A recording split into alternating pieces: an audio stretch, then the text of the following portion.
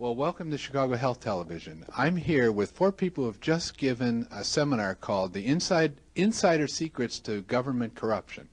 And Chip Tatum is one of the people. Welcome to the show. Also, Ted Gunderson, welcome to the show. Brice Taylor, welcome. And Barbara Hartwell, welcome to the show. Thank you. Thanks, Okay. Now, I'm going to just direct the questions to each and every one of you. I'm going to ask you a couple of questions about what you were doing and what the purpose of the seminar was. So many of our viewers and listeners have not really had exposure or especially detailed information about what we're doing. So if you could just simply generalize and tell us what's going on with the insider corruption. Who'd like to start? You want me to start? All right, Ted. Why me? First, tell us a little bit about you. Well, I was in the FBI for 27.5 years, and at the time of my retirement in 1979, I was the senior special agent in charge of the FBI Los Angeles office. I had over 700 people under my command. We had, for jurisdiction, most of Southern California, over 14 million people within the area over which we had jurisdiction.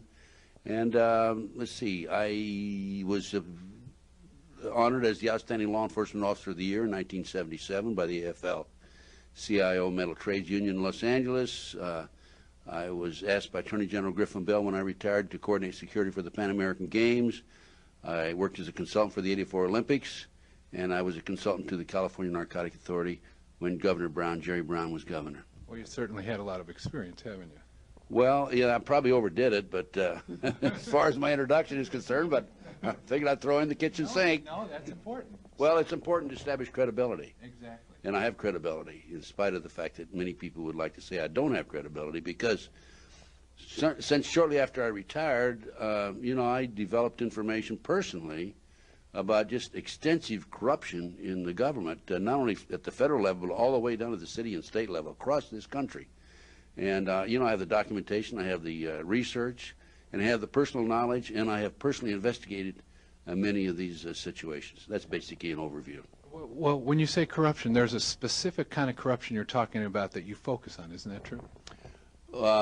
No, really, corruption is pretty all-inclusive of I have information about corrupt judges, corrupt law enforcement, prosecutors, county officials, judges, and it runs the gamut. It's not really specific at all unless you, and as a matter of fact, it includes a number of areas. Like, for example, I have developed information in Nebraska in a case I investigated in the late '80s involving international trafficking of children and kidnapping that ties into an organization in Washington, D.C. known as the Finders, which is a covert CIA operation.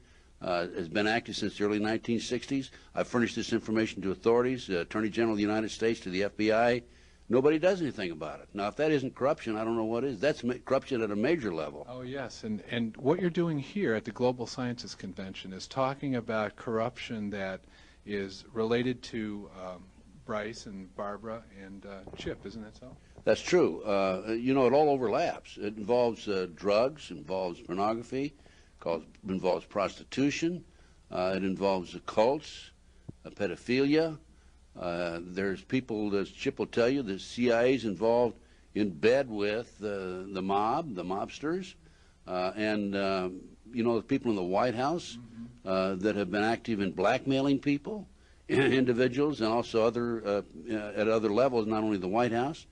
And it just basically runs a gamut. Well, is there some overarching or underpinning ideal or idea, some purpose behind this corruption, rather than just making a little money on the side or whatever? Isn't there? The bottom line is to take over the country and the world. For what, though? Power, greed. This goes back over 200 years, back to 1776, with the establishment of an organization known as the Illuminati. And if your listeners don't know what the Illuminati is, they need to run down to the library and look it up and do some research, because on May the 1st, 1776, a fellow named Adam Weishaupt, German, set forth 25 goals at the request of the Rothschild group that they needed to initiate in order to take over the world. We're talking about destroy the sovereignty of countries and destroy religions. And that's where it really started in modern day. And right today, believe it or not, and we have the documentation for this, we are probably 90%, their goals have probably been filled at the great rate of about 90%. And what's happening now? Well, we have, for example, executive orders by the president. Executive orders were established initially for the president to give orders to departmental heads. The presidents of the United States have actually set up executive orders with unlimited power, bypassing the Constitution. And if and there's executive orders in place today that can take over all banking, take over all forms of transportation, take over the harbors, take over air transportation, take over industry, take private property away from us, and the list goes on and on and on. And also, there's an executive order in place that the president can declare martial law in the event of a national emergency, in which case we have a dictatorship. I'm not sure we don't have a dictatorship today. It's probably a socialist government, totalitarian government. And aren't we close to some kind of national emergency right now? Well, there's a possibility of biological warfare, and we just had a scare out of Las Vegas, Nevada, anthrax scare, and yes, I think there's a good possibility that could come down. Now, a fellow named Larry Wayne Harris, who was apprehended by the FBI in Nevada recently, in fact, it was on February the 18th of this year, they thought he had some anthrax in his possession. It wasn't. It was some not antibiotics, but anti-serum vaccine. Vaccine. And fortunately, that was true. But at least one good thing came out of that. It alerted the American people as to what the problems were and the possibilities of what could happen to us. Okay, now your seminar here tonight. I want to go on to a couple of the other guests here. You summarized what you were doing here tonight, and you had a 3-hour seminar. And our show is kind of short, so I'm going to move on and get another piece of the puzzle here. Brice, what about you? How about you introduce yourself? Yes, my name is Brice Taylor, and I'm an intergenerational satanic ritual abuse survivor and government mind control survivor. And basically, the ritual abuse was used as a trauma-based conditioning for mind control that I was put under by the CIA and was programmed at military bases and at NASA centers around the country in order to have my mind in mind control that was guaranteed through national security that I would never be able to remember or tell.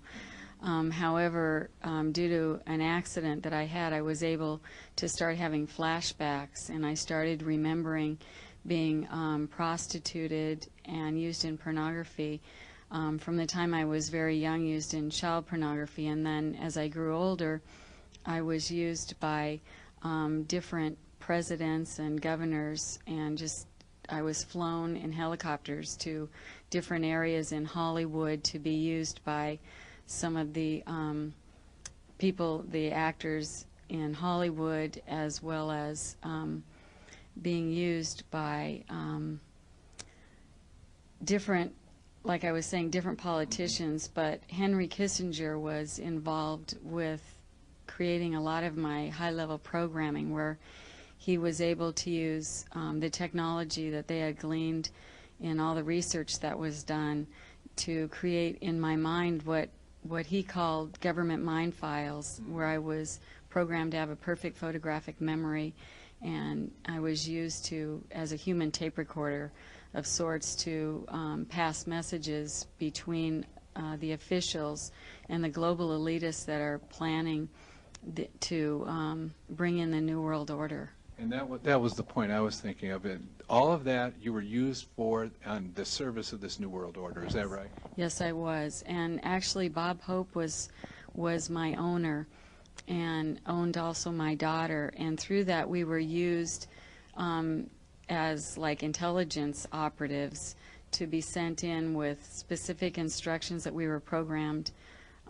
to target different individuals that they wanted to be able to enlist to work also for the New World Order. And how did you get to be owned? Were you bought, or did Bob Hope buy you? Or? Well, there were shows where they have like slave auctions where people are actually purchased. And the way I understood it was that, I mean, my parents and myself never received any money, and they just, actually the CIA kind of came in, I believe, and took over a lot of people that had been satanically, ritualistically abused, knowing that that type of abuse creates multiple personality disorder, and that this population could be used as a non-paid slave labor force without their own knowledge or awareness. And how rampant would you say this is?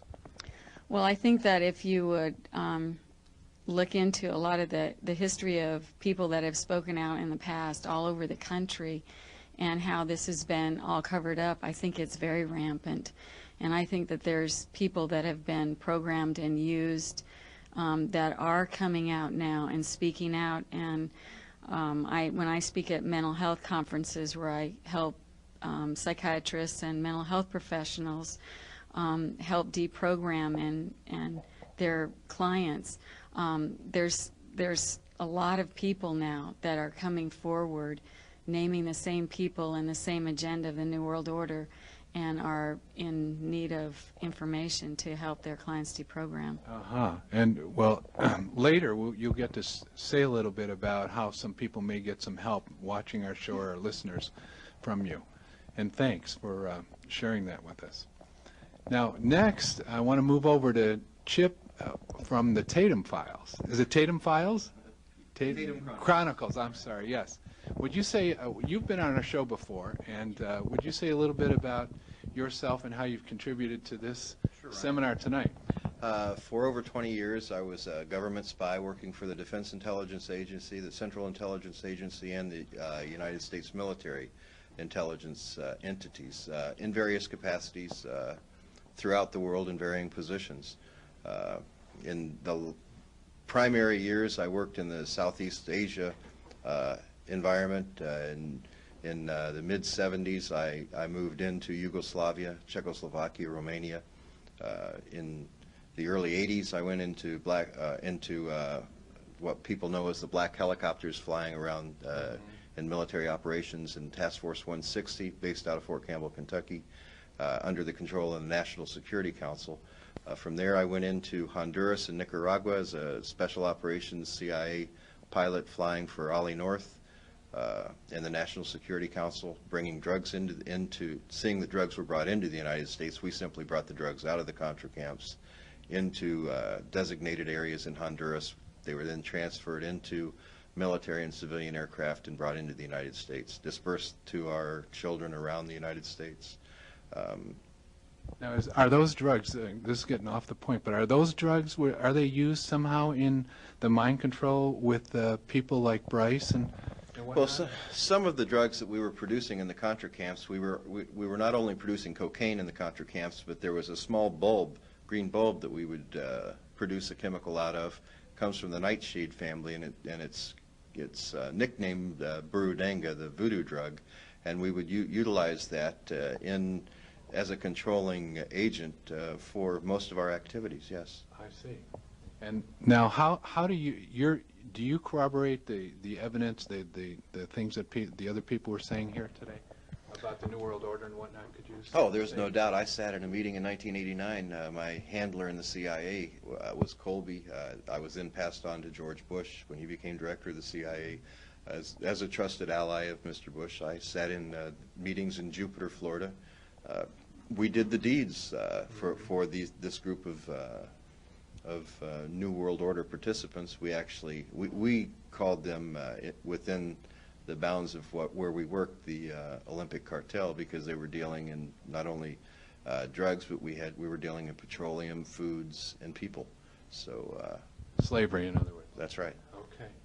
Well, thanks for being on the show. Talking to you individually is one thing, but having all of you on one show together is quite a powerful experience. Barbara, would you say a little bit about yourself? Yes. I was used in CIA black budget operations, many of them of a military nature.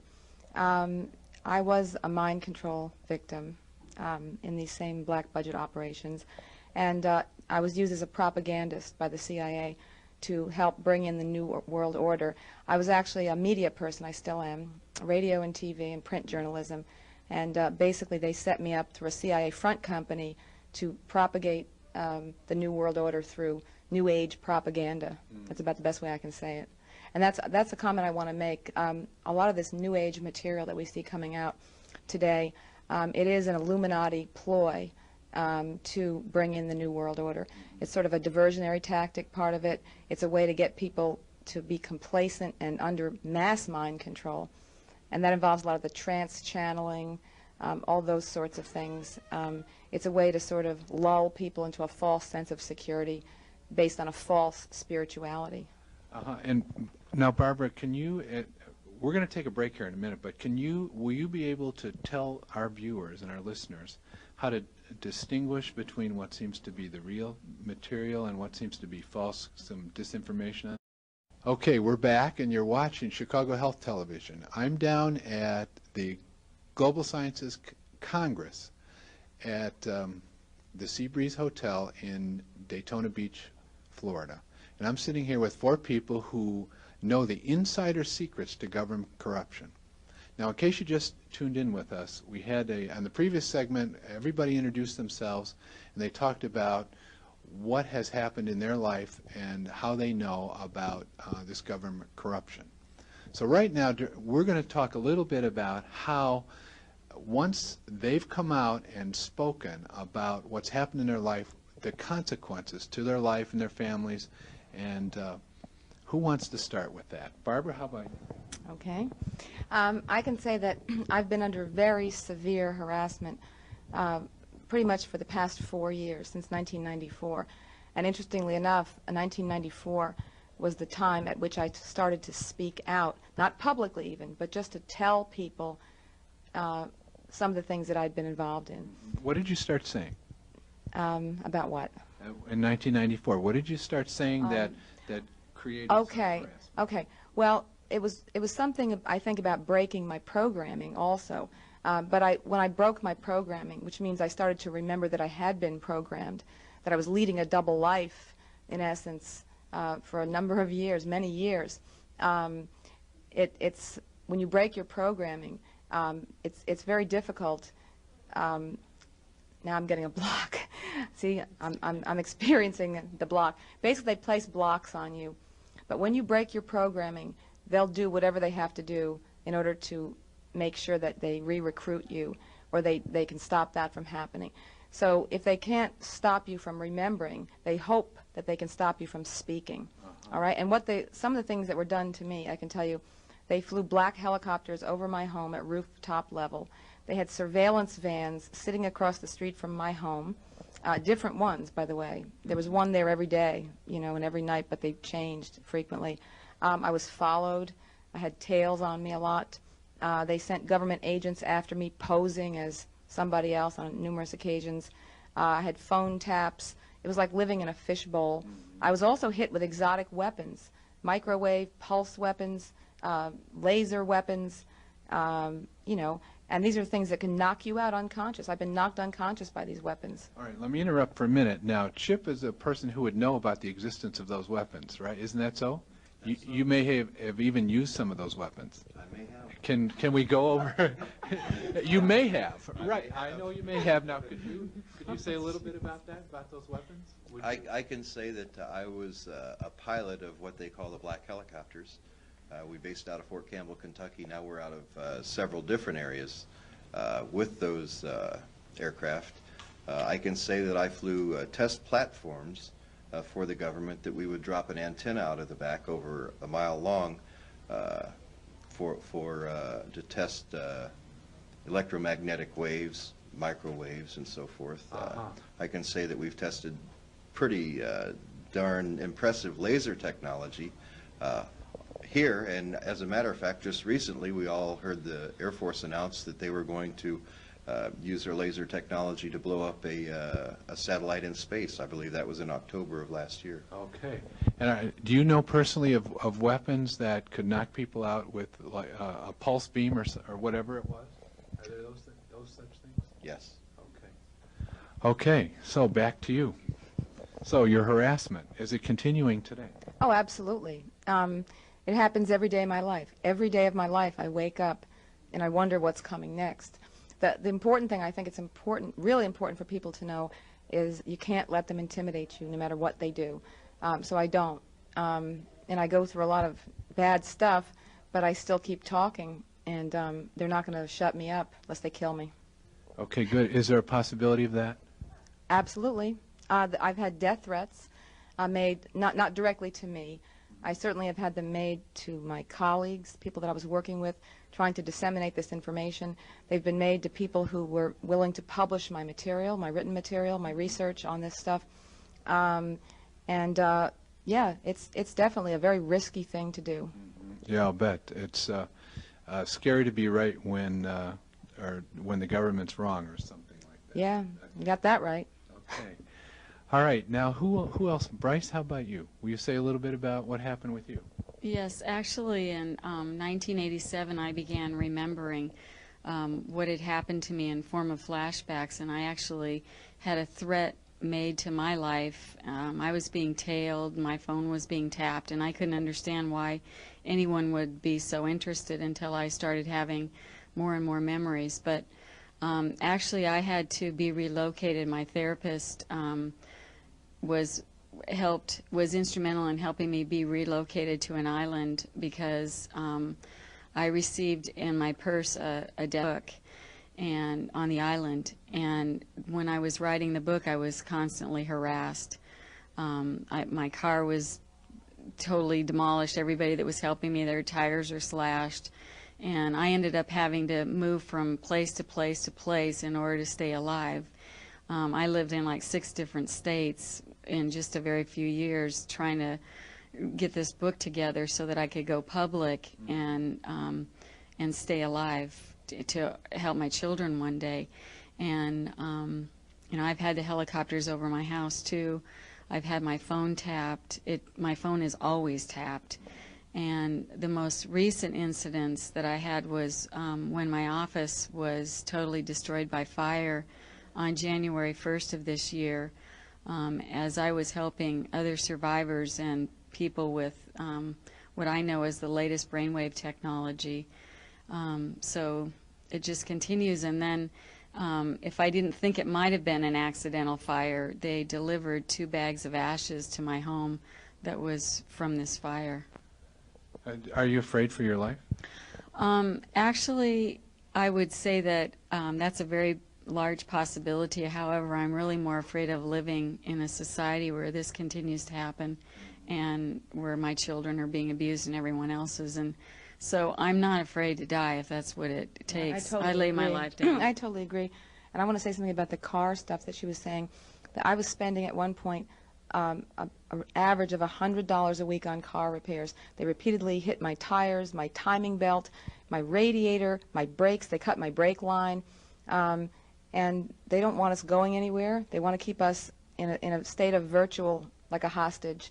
I was actually living in a motel for almost 2 years under unofficial house arrest and with no transportation. That's how bad it got until Ted stepped in and told me to get the hell out of there no matter what it takes. And it took him to break me out of the trance, even thinking that I could get out. Uh-huh. And Ted has been your deprogrammer? No. Ted has been my friend, I would say. And Ted is a person that has helped me out. He has been following my case. He has been documenting my case. And he has made depositions so that if anything happens to me, that he, as he says on the deposition on video, we will know why. Okay. Well, thank you. Ted was also instrumental in helping me when I was attempting to get out initially, and ways to stay safe and ways of security and what to do and how to document all of my memories and send them out with safety letters so that if anything happened to me or my children, that everybody that has my material was instructed to make it more public. How did Ted initially get to both of you? I was referred to Ted through a doctor, a therapist in California, Dr. Catherine Gould, who is been very instrumental in this whole thing of helping ritual abuse survivors mind control.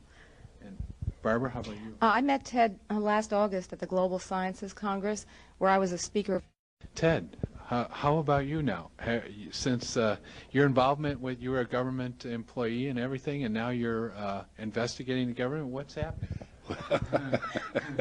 Well, let's see. I really saw no signs of corruption when I was in the FBI. We had a great organization. And frankly, if I had, I would have made an issue out of it. I retired, and I took on a case, triple murder out of North Carolina. I don't want to go into details. We don't have time. But making a long story short, I obtained a confession from one of the assailants. There were 7 people involved in it. And this was a girl that told me that the Dr. Jeffrey McDonald was the case, did not commit those murders. They were committed by my satanic cult group. I went on public television and radio, and people just came out of the woodwork from all over the country, told me the same basic story. And even though I knew nothing about satanic activity, I said, you know, there's got to be something to this, because these people would not, under any circumstances, be able to furnish the same information unless they were individually involved in this. So that's where I first went public, and then after that, the harassment has been, you know, really quite intense at times. Have you had death threats? Well, I've had 6 attempts on my life. Is that so? Yes, I've had 3 occasions when gunmen were after me, and by divine intervention, I didn't go where I was supposed to go. Strictly by divine intervention, believe me. And I've had the other attempts on my life. The last one was in spring of 1993. I was back in Nebraska investigating what we call the Franklin cover-up book, which involved pedophilia, pornography, prostitution, satanic cult. Some of the leading businessmen in the state of Nebraska were identified by the children. 80 children came forward. And these children, these perpetrators have been named in a book, so you don't have to worry about a lawsuit. The Franklin cover-up by John DeCamp, Harold Anderson, past publisher of the Omaha World Herald, Bob Wadman, chief of police, Omaha, was named. Eugene Mahoney, who's head of the Nebraska Forestry Service, was named. Other leading citizens were named by these kids as being pedophiles involved in this ring. But anyway, the last time an attempt was made on me to harm me, I was driving from Omaha to Lincoln, and the lug nuts had been loosened on the right front wheel and the left front wheel of the car, and it came off when I was doing about 75 miles an hour. And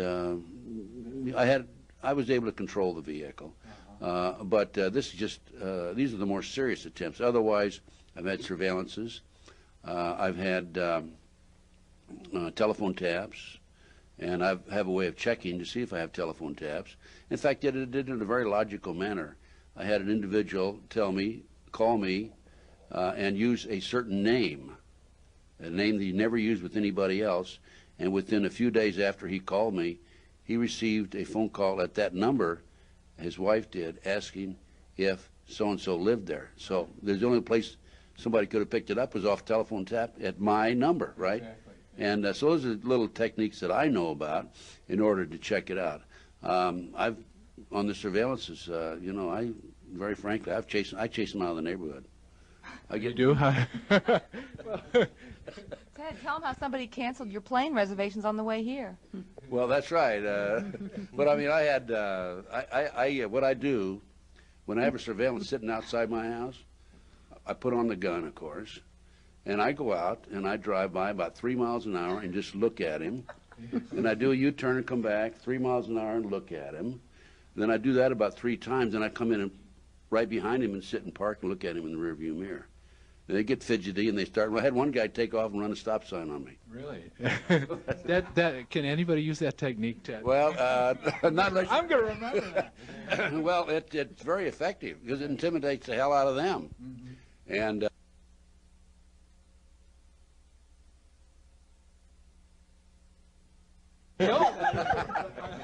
Not anymore. I've got to tell you this. They come into my house and have been for years when I'm sleeping. Now, these guys are professional burglars, and Chip will tell you all about that. And the reason I know they come in and out periodically, is because they leave little signs. For example, one morning... That's right. Calling They leave cards. calling CIA cards. calling cards. Just to harass you and scare you. Oh, yeah. absolutely. I had a Just to pen let in you my know house, they were there. a U.S. government pen. It said U.S. government skillcraft. It was left on my dresser. Well, what it is, they're just letting you know they can get in your house anytime they want to. Right. And what happened was one night, I went to bed about 11 o'clock, And I had a letter that I was going to fax the first thing the next morning and left it on my desk. I got up the next morning, it was gone. And then I have folders, boxes with folders in them with the labels up. Every once in a while, I'll look in there, and one of the folders is turned upside down. And they'll do it on purpose just so that you know that they've been Yeah, there. they're Just to trying remind you that they know exactly what you're doing. Okay, now we're going to need to take a break, and after this break, we're going to find out from Chip who he thinks is responsible for some of these, the harassment. So stay with us.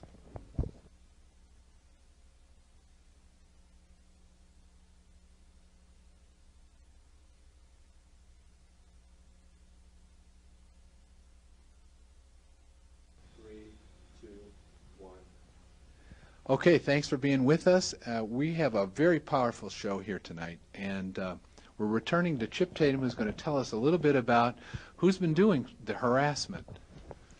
Well, you know, Ryan, in the industry, whenever we get a tasking down to, and what they're talking about is a neutralization, we'll normally use three techniques. We'll intimidate, which is basically what they're talking about, or we'll coerce a target or surrounding individuals of that target, and that's using force of some sort, or we'll terminate them. It's all that simple. It's hard to say exactly who it is, but it's whoever has something to lose, and I think these ladies can probably tell us better than anyone who it is that has most to lose by them coming forward. Well, you know what strikes me, and I'm thinking about some of the viewers out there, and I'm trying to talk a little bit from their perspective. There might be people who have never heard of any of this before, and they're going to think, you know, they may have all kinds of thoughts about it. But then why would our government go to such lengths as harassing and telephone calls and doing some of these things? What is it? What do they have to hide? So why would they be so afraid of a woman coming, or a group of women, or some people coming and saying these stories? Well, you know, the truth is a very powerful thing, and some can't abide by having the truth come out. The atrocities that have been done in the past that are coming out now, we read in major media, is the use of American soldiers for tests and AIDS research, and I think syphilis research. A group of black American soldiers or black Americans were used for that. So the atrocities, and men died from that. I mean, right. They physically died from that. It's no different than today. People actually die from the things that these women were used for. I'll tell you that now. Whenever we needed, in the agency, if we needed a talent, if we needed someone to come in that could get close to our target, for example, there was one that we had in Vietnam. We needed someone to get close, and she actually used a knife that had a ice pick edge, and then she'd use venom on the end of it. It would be placed in the base of their skull, and she would assassinate them while they were making love. You know, I wouldn't doubt that these women might be used for something like that in the past. So anyone who wants to come forward and expose this, especially if they're going to tell who their handlers were, there's no statute of limitations there, Ryan. Right. Those people can be placed in prison for the rest of their life or receive the death penalty. I see. So then it makes sense. May I ask Chip a question? Chip, if you can give a direct answer to this, what agency would be involved in these type tactics? Would it be Special Forces, i.e. CIA trained, or what? Normally it would be a CIA trained, someone who has gone through that training, but you know, to say that the CIA is involved in this is very difficult, because we don't operate as a single intelligence entity any longer. We work on an international basis. I've worked in the latter years with the agency. I was actually tasked across to an international group that comprised of Danish intelligence, Turkish intelligence, U.S. intelligence, and British intelligence. And we would task on from there. We would pull in talent, ex-Delta Force, ex-Special Forces. We even used African Special Intelligence. So, you know, it really depends. I can tell you now that the orders for a lot of what we did came from some people associated with the G7 group of countries, not necessarily the United States. G7 meaning what? Well, the financial countries that are involved in the G7 summits. Okay, well, thank you all for being on the program today. And now, if there are any viewers or listeners out there, they want to get help, maybe they've been ritually abused, or maybe they're involved in a court case, or they just need to talk about something like this, what would you suggest? Who would they call? What would they do? Yes, Ryan, I think that people could call in California, there's a LA Women's Task Force on Ritual Abuse, and I have a number where I could refer people to, and that number is area code 213-650-0807. And there's also a group in California called MASA, which is Mothers Against Sexual Abuse, and they could obtain legal defense information there. And I think that this number that I gave you would be probably the best source. Okay, thank you. Anybody else? Ted? I have a number, an 888 number. I'd be glad to help if it's at all possible. I am very, very busy because I don't have a staff or anything. But my number, my 888 number is 888-609-2916. Okay, thank you. Now, Barbara, don't you have a foundation you're working with? Not a foundation exactly. I'm trying to start a fund to raise money so that we can investigate and document and legitimize some of these things, that legitimize the fact that these things have happened to us.